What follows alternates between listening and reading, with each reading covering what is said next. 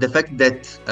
possibly one of the major actor in Syria, that is the Assad regime, will be taken out by another rival,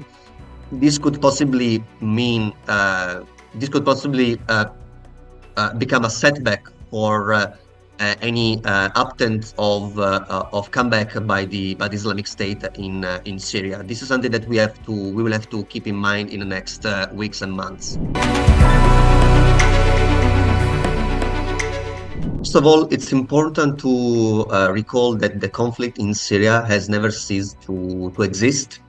It has always been there, but it has been partially frozen due to the intervention and to a precarious equilibrium reached by some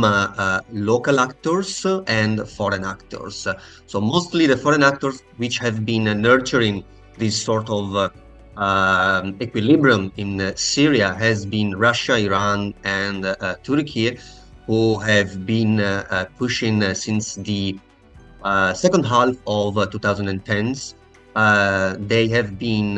towards the end of 2019-2020, they have been pushing for reaching a comprehensive agreement which could basically free the geopolitical situation that has been reached by these foreign powers, as well as by the local actors, including also the Assad regime. So the local actors which have been involved in this balance of forces between themselves has been, of course, the Assad regime.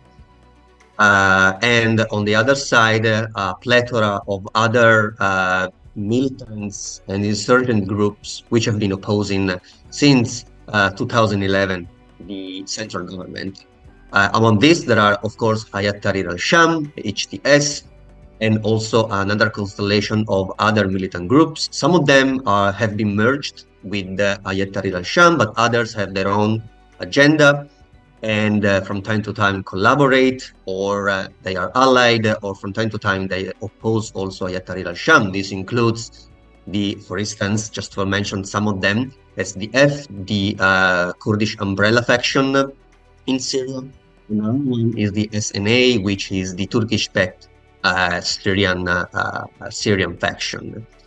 So the underlying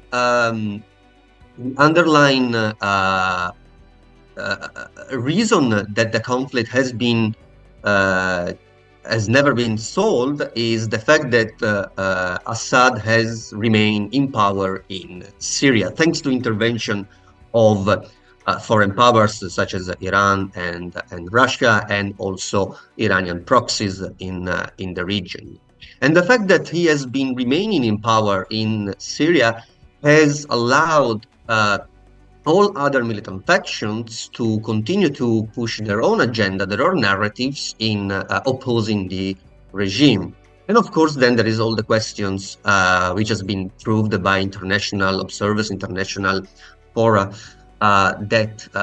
Assad regime has been committing war crimes on its own population, and this has left a scar in the collective memory of the Syrian people. So right now we are finding in the cities that you mentioned, like Aleppo, Hama, Idlib, and Homs. These are cities, some of the biggest cities in Syria, that are finding themselves on the direct line of expansion of Hayat Tahrir al-Sham. And Hayat Tahrir al-Sham has been preparing these offensive evidently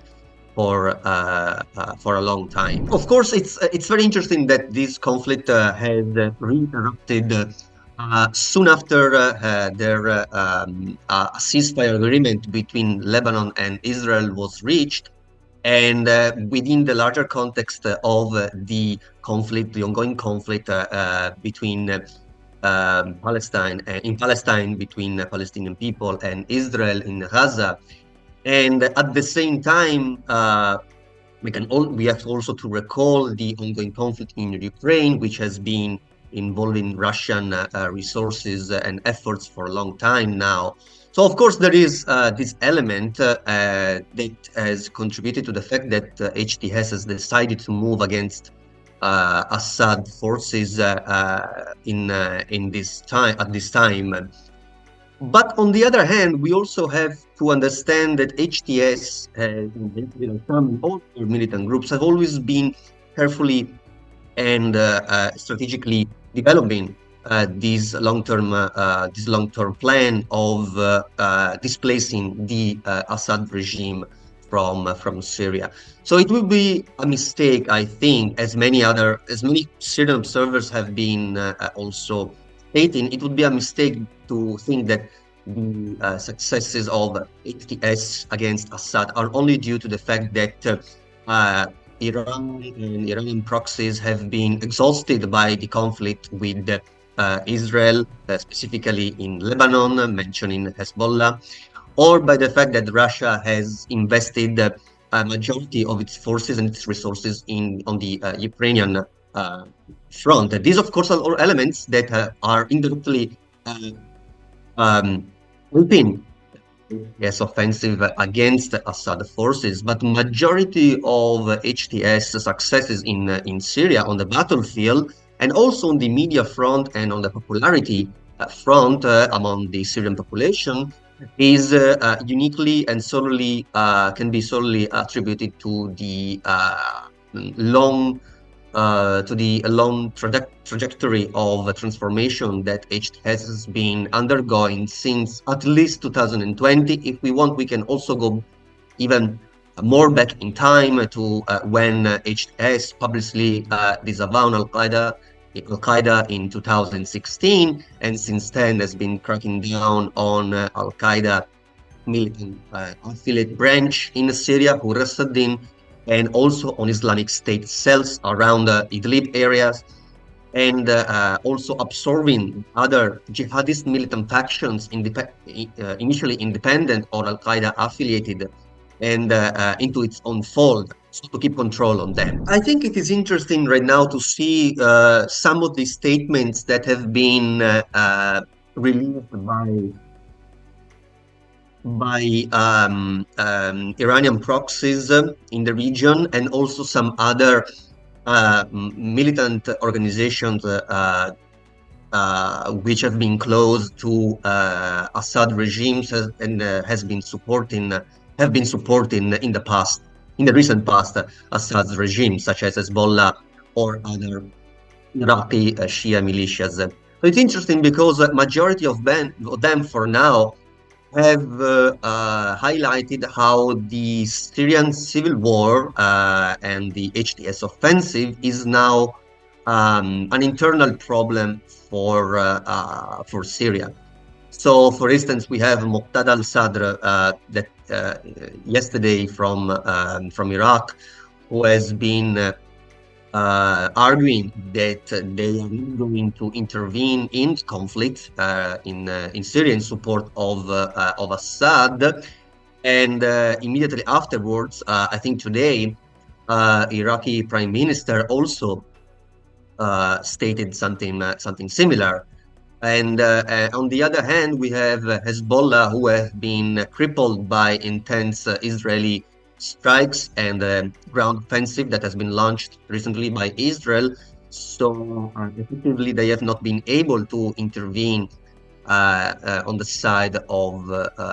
Assad. And this is an issue, an ongoing issue, which involves not only Syrian proxy, proxy of Iran and the axis of resistance in the region, but involves Iran itself, as the latter has not been willing to, for now at least, involve any of its resources in the conflict, which has restarted towards the end of November. And even though Iran maintains assets in Syria, at this moment, neither Iran nor Lebanon nor Iraq have been moving towards the side of Assad in preventing HTS forces and allied groups to advance in what other cities in Syria. So I think this is very interesting because it really shows how, first of all, HTS offensive has taken everyone by surprise. They have been rapidly taking two of the major cities in Syria, Aleppo and Hama, and now they are practically in the northern outskirts of Homs, and they are bound to take the city. And at the same time, we have been hearing that in other parts of Syria, like in Dara, Deir ez-Zor, there are um, militias, anti-state militias, who have been now also taking up arms and forcing Assad forces to withdraw towards Damascus, which basically will be like the only city possibly that will put up a fight against HTS forces if the regime doesn't decide to withdraw, to collapse, and flee, like many officials of Assad have been doing in the last week. So for now, the only foreign actor that has been intervened in the conflict has been Russia, with some scatter airstrikes towards HTS moving columns or towards some stationary targets like in Idlib city. These are very tricky questions because if we look at the situation right now, and if we look at the how rapidly HTS militants and other militant factions have been moving towards major Syrian cities and ultimately toward Damascus, which is, as Abu Hamad al-Jolani stated in recently yesterday in a CNN interview, their objective is Damascus and replacing the Assad regime with uh, um, quoting him, inclusive Syrian government. Um, and given also the fact that there are many areas in Syria where HTS is not at this stage present, but there have been popular uprisings and also local militias who have been insurgent against Assad forces. It really seems that the future for the regime is like it will rapidly, it seems like it will rapidly fall in the next weeks, maybe month. However, I would say, and as many other observers have also stated, that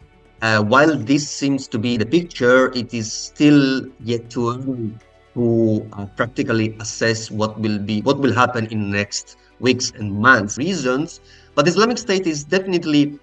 a key actor in some areas of Syria, particularly in the desertic areas. And as we have been seeing in the past, in major moments of conflict and chaos, the Islamic State has always been able to find a space for itself. So there is the question of what will be whatever will be the situation in Syria in the next few weeks or months. There will be the question of what will be the future of the Islamic State and how will the Islamic State react to this possibly moment of destabilization.